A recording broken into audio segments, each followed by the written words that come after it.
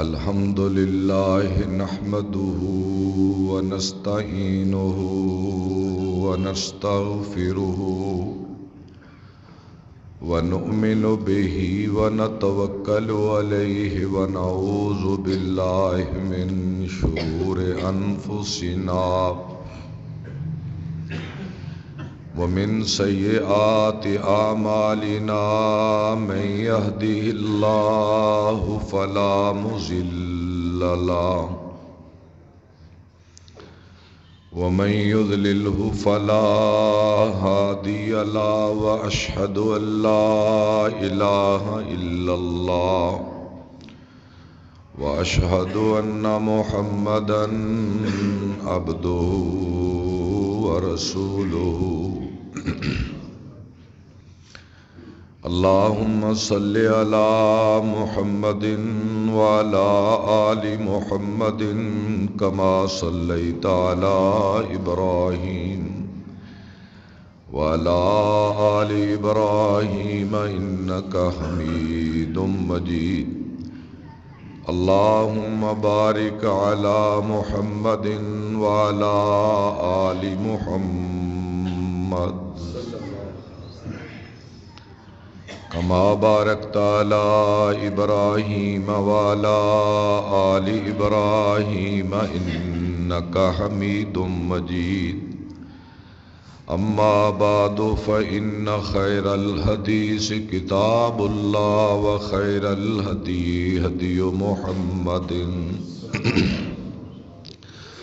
صلى الله تعالى عليه وآله وسلم وشر الأمور محدثاتها وكل محدثة بدعة وكل بدعة ضلالة وكل ضلالة في النار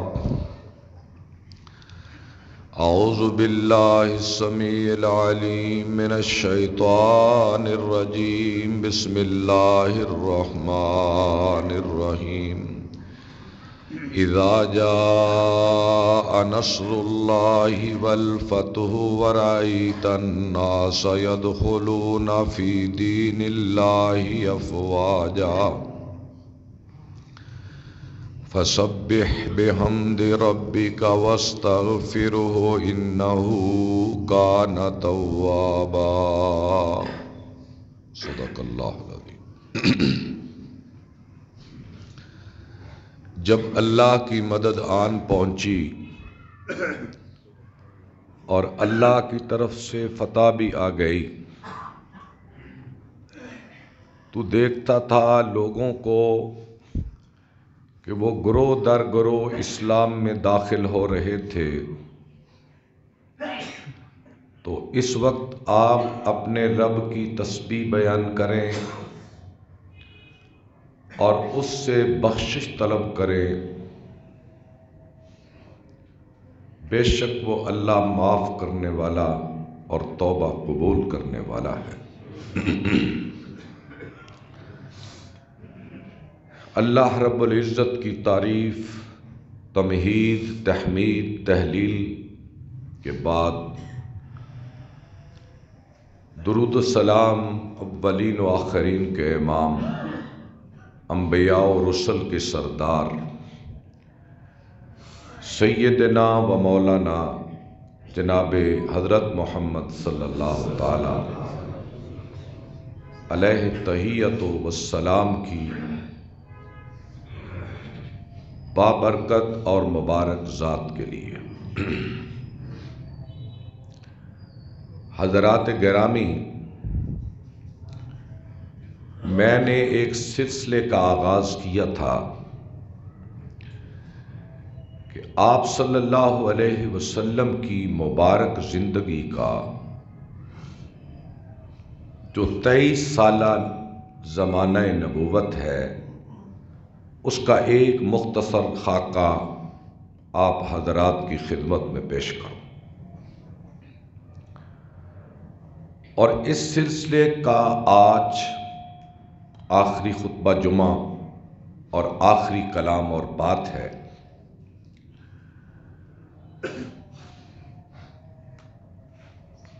3 خطبات جمعہ میں مکی زندگی کا ذکر ہوا تھا اور 1 خطبہ مدنی زندگی کا تھا. 4 خطبات اس پر ہوئے اور آج آخری جمعہ یعنی 5واں جمعہ آپ صلی اللہ علیہ وسلم کی حیات مبارکہ کا، آپ کی وفات تک. اگر آپ کو یاد ہو، مجھے اچھی طرح یاد ہے، میں نے اپنی بات کو اس مقام پر چھوڑا تھا کہ ہجرت کے 8ویں سال میں آپ صلی اللہ علیہ وسلم مکہ فتح کرنے کے بعد حنین کی طرف بڑھے، جسے آپ جنگ حنین کے نام سے یاد کرتے، اور اس کی فتح کے بعد آپ طائف کی طرف بڑھے. اور یہ ملتا جلتا علاقہ ہے مکے کے شمال، مکے کے جنوب میں. وہاں سے آپ صلی اللہ علیہ وسلم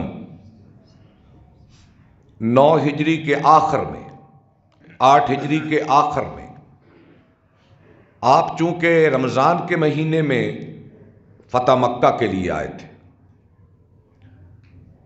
اور اس کے بعد شوال اور ذیقعد اور ذوالحج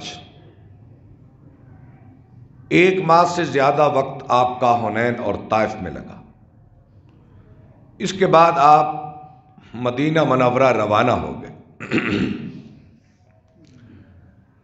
جب آپ مدینہ منورہ پہنچے تو 8 ہجرت کا سال ختم ہو چکا تھا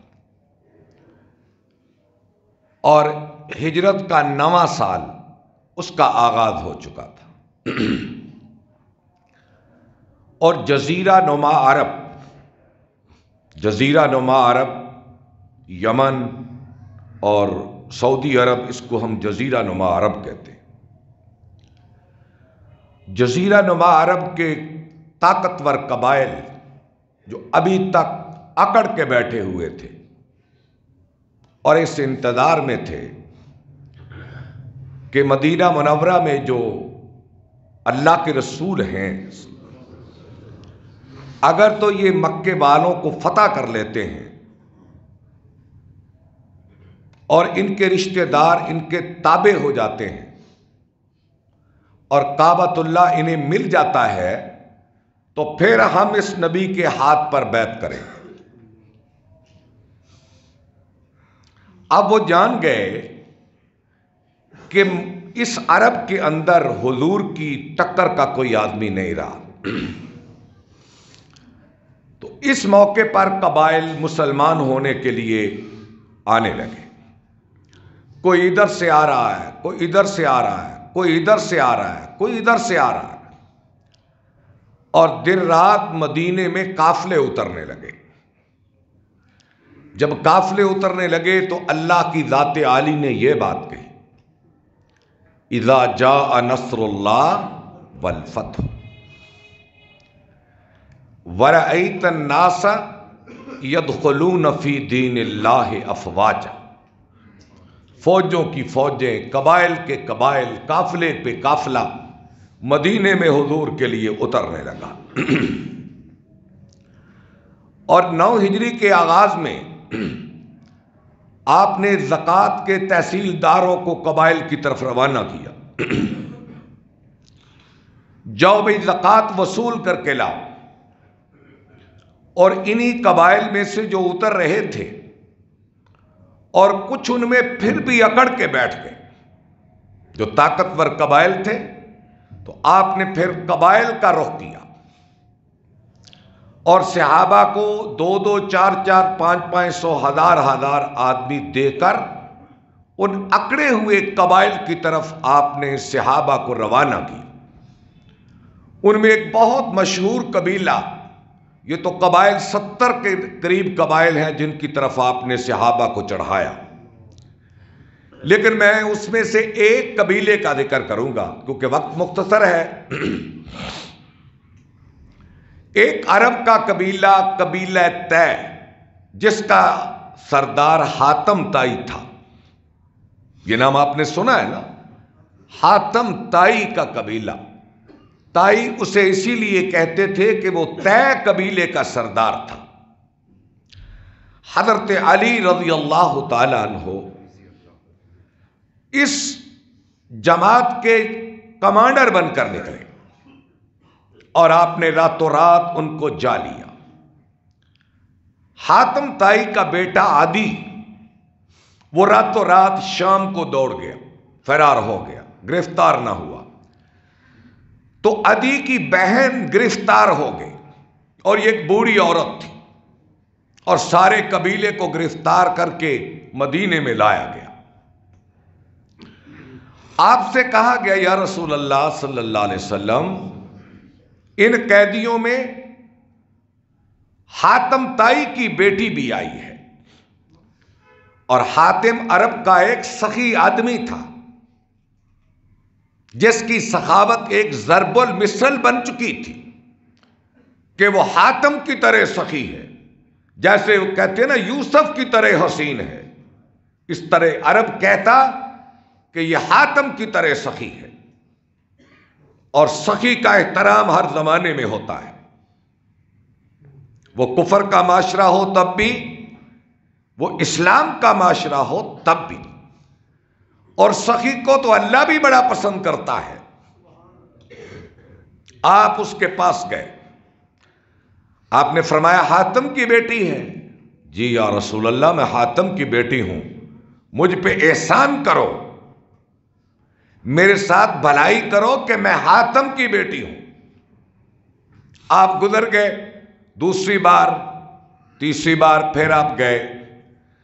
کہنے لگی یا رسول اللہ صلی اللہ علیہ وسلم، جسے گرفتار ہو کر آنا چاہیے تھا، یعنی میرا بھائی، وہ تو بھاگ گیا، اور آپ مجھ پر احسان کریں. آپ نے فرمایا یہ حاتم کی بیٹی ہے، اسے رہا کر دو اور اس کو سواری بھی دو. یہ سوار ہو کر باعزت طریقے سے اپنے قبیلے میں جائے. یہ قبیلے میں جانے کی بجائے ملک کے شام چلی گئی، اور اپنے بھائی سے عدی سے کہا جس پیغمبر سے تم ڈرتے ہو، ڈرنے کی ضرورت نہیں، وہ تو بڑے احسان کرنے والا شخص ہے، تم سیدھے مدینہ منورہ جاؤ. حاتم کا بیٹا عدی ملک شام سے چلا اور سیدھا مدینہ منورہ پہنچا، اور پیغام بھیجا یا رسول اللہ میں عدی آیا ہوں. عدی کچھ چھوٹا آدمی نہیں تھا، دنیاوی سعادت کے لحاظ سے بھی بڑا آدمی تھا، اور بڑے باپ کا بیٹا تھا. آپ نے اسے عزت دی، اپنے گھر میں مہمان ٹھہرایا. آپ کے اس سے مذاکرات ہوئے. آپ نے فرمایا عدی کب تک اسلام سے دور رہے گا؟ آپ کا اور عدی کے مکالمے ہوئے تاریخ میں موجود ہے، لمبی بات ہے. آخر کار عدی نے کلمہ پڑھ لیا، اور عدی کہتے ہیں میں بیٹھا ہوا تھا کہ چند لوگوں نے شکایت کی کہ یا حضرت بھوک نے بڑا ستایا ہے، فاقے بڑے. کچھ لوگوں نے شکایت کی یا رسول اللہ راستے محفوظ نہیں ہیں، ڈاکو رازن سرعام لوگوں کو لوٹ رہے ہیں. آپ نے فرمایا عدی میرے پاس ہو جاؤ، ایک زمانہ آئے گا، عدی ایک زمانہ آئے گا کہ ہیرا سے ایک عورت چلے گی تنے تنہا، سونے میں لدی پھندی ہوگی، اکیلی سواری پہ چلے گی اور بیت اللہ کا طواف کرے گی، اور اپنے علاقے میں پہنچے گی، کوئی اٹھا کر بھی نظر اس کی طرف نہیں دیکھے گا. اور عدی اگر اللہ تیری زندگی دراز کرے، ایک وقت آئے گا کہ تو اپنے ہاتھوں سے کیسر و کسرا کے خزانوں کو لے گا، اور اے عدی ایک زمانہ آئے گا لوگ اپنے ہاتھوں کو سونے سے بھر کر چلو ایسے گلیوں میں پھریں گے کہ یہ زکات لے لو، اور کوئی زکات لینے والا نہیں ہوگا۔ حضرت علی کہتے ہیں میں نے اپنی آنکھوں سے دیکھا کہ ایک عورت سونے میں لدی پھندی کعبے کا طواف کر رہی تھی۔ پوچھا گیا کہاں سے؟ کہا گیا کہ یہ ہیرا کی عورت ہے۔ ہیرا ایک عراق میں بڑا دور دراز علاقہ ہے۔ اور علی کہتے ہیں پھر میں نے حضرت سعد بن ابی وقاص کے ساتھ فتح مدائن کے موقع پر موجود تھا، اور میں نے اپنے ہاتھوں سے کیسر و کسرا کے خزانوں سے سونا بھر بھر کے لایا، اور اس کے کنگن میرے ہاتھوں میں پہنائے گئے، اور یہ تو میں نے اپنی آنکھوں سے دیکھا، اور یہ تیسری بات ہو سکتا ہے کہ میں دنیا پہ نہ رہوں تو لوگ دیکھ لیں گے۔ یہ روایت اس موقع پر ہے۔ خیر، یہ 9 ہجرت میں اب اسلام بڑھتا گیا، اور مدینے کے گرد و پیش کے قبائل، نجران کے عیسائی اور دور دراز سے اتنے لوگ ہو گئے، تو شام جو بالکل قریب سرحدی علاقہ ہے، حضور کے زمانے میں شام ایک صوبہ، شام ایک ملک تھا، فلسطین اس کا صوبہ تھا، اور اردن اس کا ایک صوبہ تھا، اور سارے علاقے کو ملک شام کہا جاتا تھا۔ یہ تو بعد میں فلسطین، شام، اردن جدا جدا ہوئے، آپ کے زمانے میں ایک ملک شام تھا، اور یہ روم کے مقبوضہ جات میں سے تھا۔ جیسے ایک زمانہ تھا کہ یہ بر صغیر پر حکومت انگریز کی تھی، برطانیہ سے اٹھا، ہم پہ قبضہ کیا، اور یہ بر صغیر برطانیہ کا ایک مقبوضہ تھا۔ جیسے کشمیر پہ قبضہ ہندوستان کا ہے، ہم اسے مقبوضہ کشمیر کہتے ہیں، اسی طرح شام پر رومیوں کا قبضہ تھا۔ رومی کہنے لگے کہ یہ مدینے کی طاقت تو بڑھتی جا رہی ہے، کیوں نہ مدینے پہ حملہ کر کے فوری طور پہ اس کے سر کو کچل دیا جائے۔ اور شام کی سرحدوں پر 40,000 رومی شامیوں کو ساتھ لے کر مدینے کی طرف بڑھنے کی کوشش کرنے لگے۔ آقا انعامدار کو اطلاع ملی، آپ نے اعلان فرما دیا، اے اللہ کے شاہ سوارو نکلو، اور ہم نے جانا ہے ملک شام کی طرف۔ 30,000 صحابہ جمع ہوئے۔ آپ دیکھیں، ابھی کل کی بات ہے، فتح مکہ پر 10,000 مسلمان تھے، 1 سال کے بعد مردان جنگی جو تبوک کی طرف نکلے 30,000 تھے۔ آپ اس سے اندازہ کریں اللہ کی فتح کیسے آ رہی تھی۔ آپ صلی اللہ علیہ وسلم تبوک کی طرف نکلے، اور اس موقع پر صحابہ نے سخاوت کی، تاریخ رقم کی، اور بڑی جلد آپ کامیاب ہو کر واپس مدینہ میں آئے۔ واقعہ تبوک بیان تو کرنا مقصود نہیں ہے۔ جب آپ واپس آئے 9 ہجری میں، آپ نے پہلا کام کیا کہ مسجد ضرار کو ڈھایا، جہاں منافقین شرارت کے انڈے بچے دے رہے تھے، اور اللہ نے منافقین کے پردے چاک کر دی، اور کعب بن مالک کا واقعہ پیش آیا۔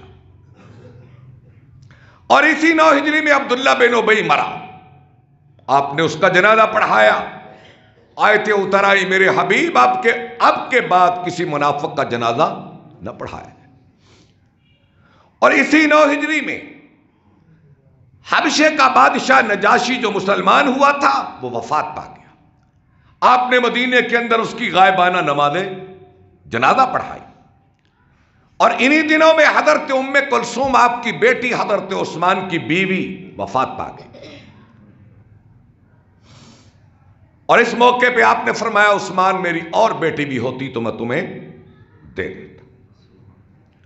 اور انہی دنوں میں 9 ہجری میں اللہ کے نبی صلی اللہ علیہ وسلم کے پاس وہ عورت آئی جس نے بدکاری کی تھی، آپ نے اسے رجم کیا، اور یہ ایک ہی واقعہ ہے دیر رسالت میں کہ بدکاری کی وجہ سے کسی عورت کو رجم کیا گیا. ایک مرد کا واقعہ، ایک عورت کا واقعہ. یہ واقعات 9 ہجری کے اندر ہی واقعہ ہوئے، اور اسی 9 ہجری میں آپ نے حضرت ابوبکر صدیق رضی اللہ تعالیٰ عنہ کو حج کا امیر بنایا. حضرت ابوبکر پہلے حج کے امیر بن کے نکلے، اور آپ نے فرمایا ابوبکر اعلان کر دینا کہ آج کے بعد کوئی مشرک کعبے کا طواف نہیں کر سکتا اور کوئی ننگا طواف نہیں کر سکتا. ساری شرک کی رسمیں بند. جو مکے والوں نے حج کے متعلق اپنی رسومات قائم کر دی وہ ختم. اور یہی وجہ ہے کہ 9 ہجری میں آپ حج کے لیے نہیں گئے، کیونکہ ابھی حج کے اندر مشرکانہ رسمیں باقی تھی. اور حضرت ابوبکر صدیق نے حج کے موقع پہ اعلان کر دیا آج کے بعد کوئی مشرک بیت اللہ میں نہیں آ سکتا، کوئی ننگا طواف نہیں کر سکتا. اور سورہ توبہ کی آیتیں اتری، حضرت علی کو دے کر پیچھے بھیجا گیا، براءۃ من اللہ، کہ آج کے بعد مشرکوں سے تعلق ختم. یہ 9 ہجری میں حج کر کے حضرت ابوبکر صدیق رضی اللہ تعالیٰ عنہ واپس لوٹے. اب 10 ہجری کا آغاز ہو رہا ہے. 10 ہجری نبی پاک صلی اللہ علیہ وسلم آپ مدینے میں 10 ہجری میں آپ باہر نہیں نکلے. کسی جنگ پر کوئی جنگ نہیں، بس لوگ مسلمان ہوتے چڑھتے آئے چڑھتے آئے چڑھتے آئے، حتیٰ کہ یمن فتح ہو گیا. اور آپ نے حضرت معاذ ابن جبل کو، حضرت علی ابن ابی طالب کو یمن کے گورنر بنا کر بھیجا. اور یمن بھی مسلمانوں کے ساتھ، بحرین بھی مسلمانوں کے ساتھ. یہ آپ کی حیات طیبہ میں یہ سارے علاقے مفتوحہ بن چکے تھے. اسلام کی ریاست وجود پا چکی تھی. اسلام ایک بہت بڑی طاقت بن کر جغرافیہ ارض پہ ابھر چکی تھی،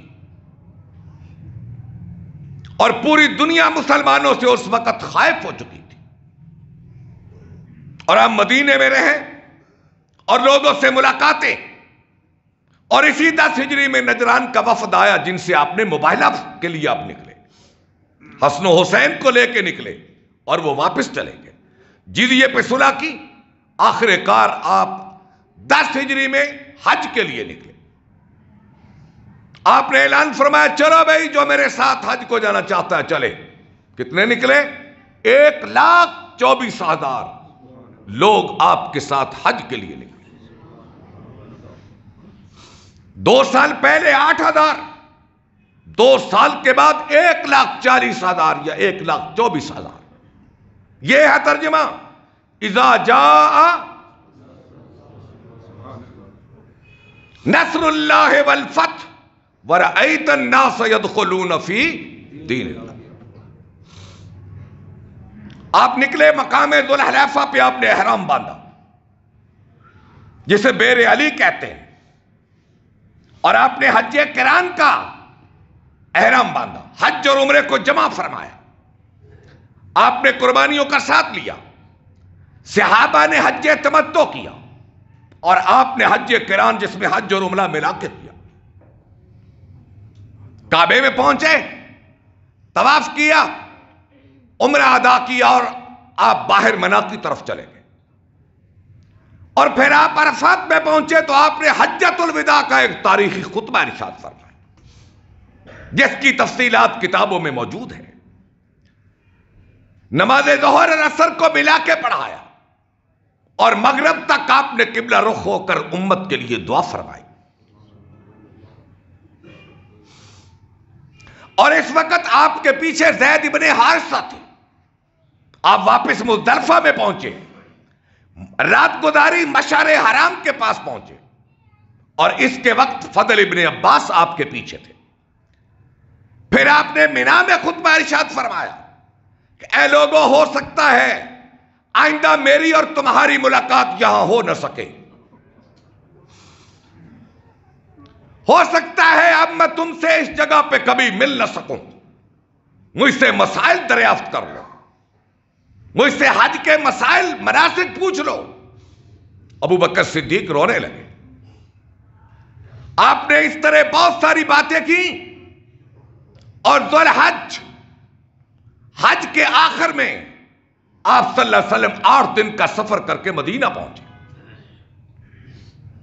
اب محرم کا مہینہ چل چکا، سفر کا مہینہ آیا۔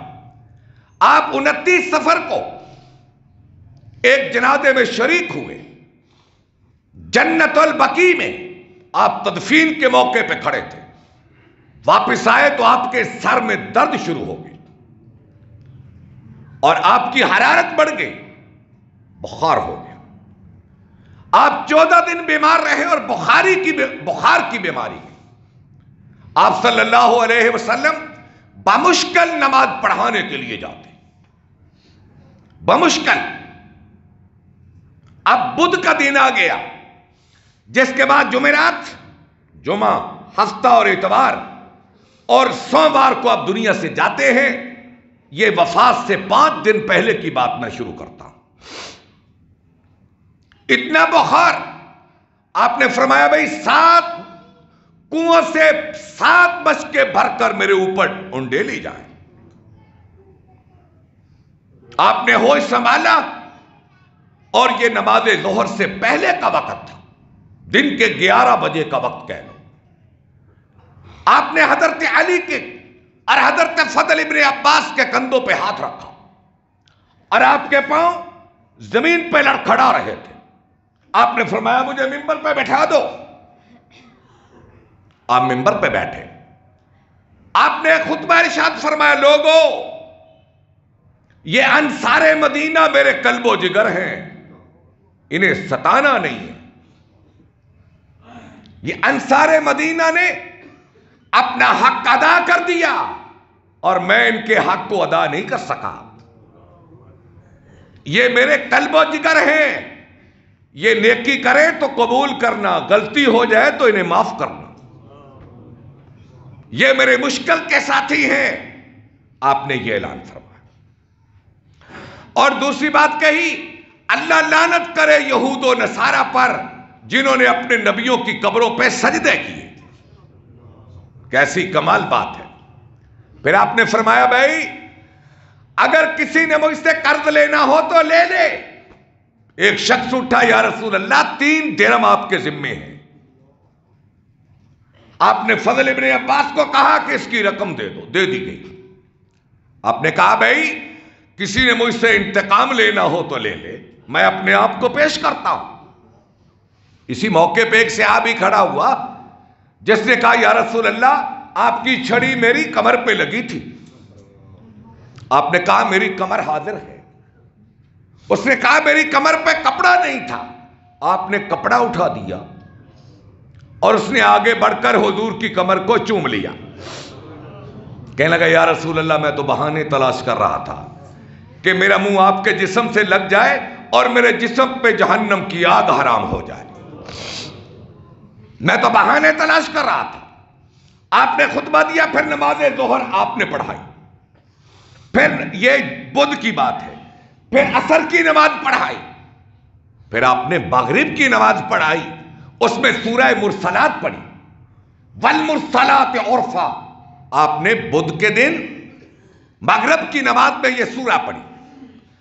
اب عشاء کی وقت کا نماز کا وقت آ گیا، یہ بدھ کا دن ہے، رات ہو گئی، اذان ہو گئی، صحابہ مسجد بھر گئی انتظار میں، یا رسول اللہ کب آئیں گے؟ انتظار ہوتے ہوتے نصف رات کے وقت کے قریب ہو گیا۔ حضرت عائشہ نے عرض کی یا رسول اللہ صحابہ منتظر ہیں کہ کب حضور نکلے اور نماز عشاء پڑھے۔ آپ نے فرمایا عائشہ مرو ابا بکر فلیصلی بالناس، مرو ابا بکر فلیصلی بالناس۔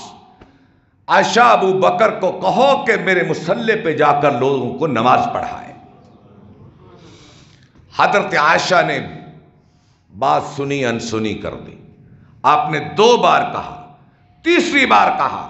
آپ نے فرمایا تم تو یوسف والیاں ہو, تم تو یوسف والیاں ہو. میں نے کہا ابو بکر کو کہو نماز پڑھائے.